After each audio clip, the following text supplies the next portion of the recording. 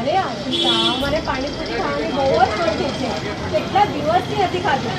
ચાલ ને આપણે પાણીપુરી ખાઈએ અને આ લાલીની પાણીપુરી ખાવી છે. અરે ચંદના, સાંભળ મારી વાત. નહીં આપણે અરે ચંદના, ચોમાસા શું ચાલે અને તારે પાણીપુરી ખાવી છે તો મારી વાત સાંભળ. હા બોલ ને પ્લીઝ. આપણા સંઘમાં જે સાધ્વીજી મહારાજ પૂજ્ય મૈત્રી આચાર્યજી મહારાજ છે ને, એમને ચોમાસા પહેલાથી 70મી આંબેલી પહેલાથી હા અને 70મી આંબેલી ઓળી ચાલુ છે અને તું પાણીપુરીની વાત કરે છે.